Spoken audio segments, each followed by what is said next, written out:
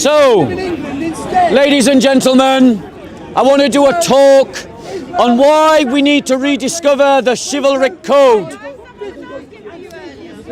The Christian knight of old, of medieval Europe, was moulded in the past to make warriors gentlemen. And in this modern time, we Christians need to rediscover the chivalric code to turn gentlemen into warriors. The code developed over time at the collapse of the Carolingian Empire, when Christian order collapsed in that region and a number of barons set themselves up in competition and contest with one another. Christian teaching said that a Christian could not kill another Christian. But war was common in this period. And so one of the first developments of the chivalric code was that when you had bested your enemy in battle, you would allow your enemy the chance to surrender honorably so that he could be held in ransom and so that he could be then ransomed later. This same code developed by the church and was cultivated by the church through councils. It began around the 10th century. As I said, it started because Christians were forbidden to kill other Christians, and so they had to give them a chance to honourable surrender. The church began to cultivate this system of honour through a number of councils that further restricted fighting men, and this was met with some partial success. So such, for instance, the Synod of Elm in 1027 excluded fighting for Christians on Saturday night until Monday morning. This also excluded Christians fighting one another in the period of Lent and in the period of Advent. The Council of Clermont in 1095 gave these principles European-wide applicability. And so Christians tried to stop Christians fighting one another in Europe by restricting fighting practices of the medieval knight. The church continued to try to bring peace through its teaching on Pax Day, which offered protection for women, the unarmed cleric, church property, pilgrims, and merchants.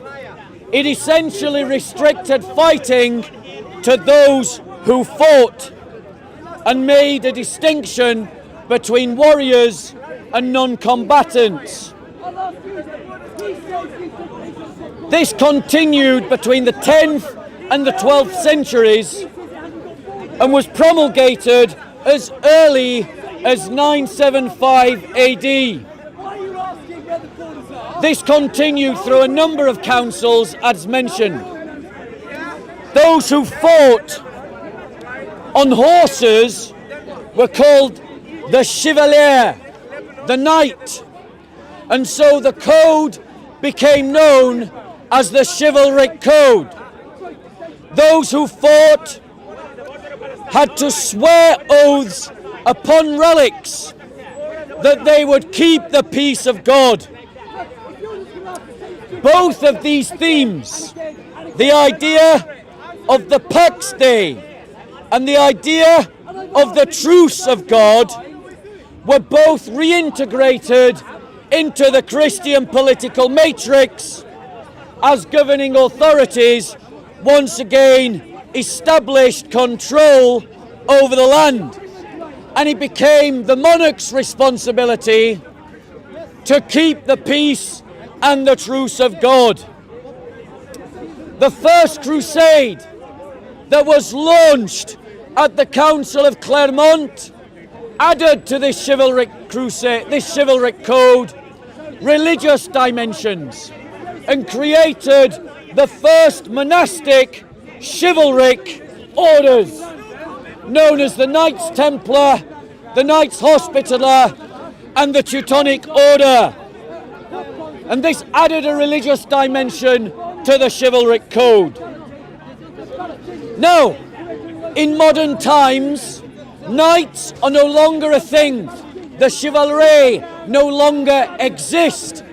They were absorbed into modern armies and were the antecedents of our tank regiments and our armoured regiments. However, in the modern times, the church lacks warriors. It lacks men at arms.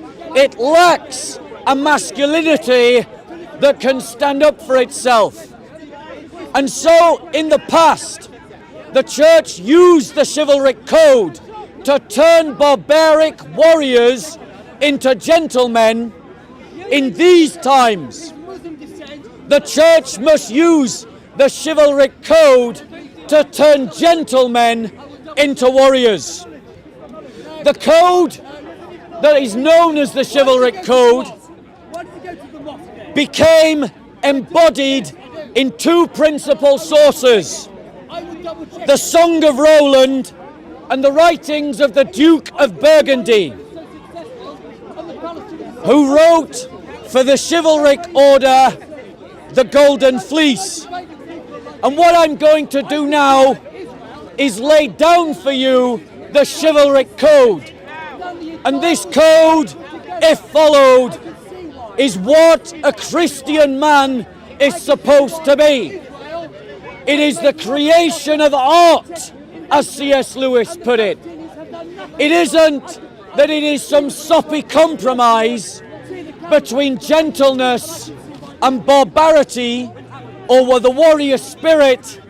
It is the embodiment of both gentleness and the warrior spirit at exactly the same time, 100%. It lives in the dichotomy between the two. And this was the code as laid out in the Song of Roland. This is how the Christian man, and particularly those Christians who have a vocation to arms, soldiers, police officers, security workers, pugilists of any martial art. This is the code of the Christian warrior. Number one, to fear God and to maintain his holy church. Number two, to serve your Lord, your ruler, with valor and faith. Number three, to protect the weak and the defenseless. Number four, to render aid to widows and orphans and those who are destitute and otherwise economically disempowered. Number five, to refrain from wanton giving of offence. Number six, to live honourably and to live for glory. Number seven, to despise financial reward for your service. Number eight, to fight for the welfare of all that is known as the common good.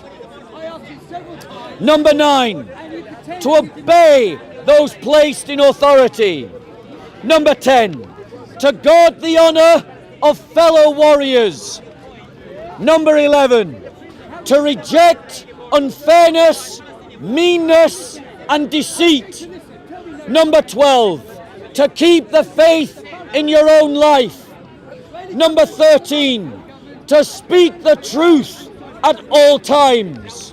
Number 14, to complete the task that you have set yourself to do unwaveringly and without compromise.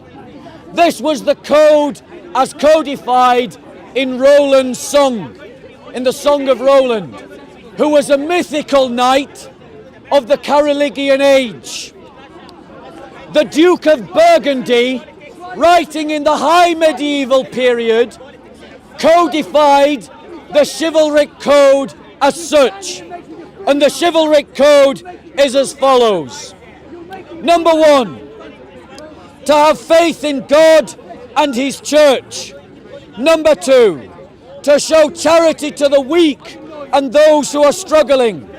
Number 3, to uphold justice in word and deed. Number 4, to practice sagacity and to make astute judgments in your decisions. Number 5, to practice temperance and to practice self-restraint and self-control. Number 6, to be resolute, once committed, to be unwavering. Number 7, to be truthful in word and deed. Number 8, to practice liberality, and that means to be generous in spirit and deed. Number 10, I've lost count, to practice diligence, to do well that which you begin to do.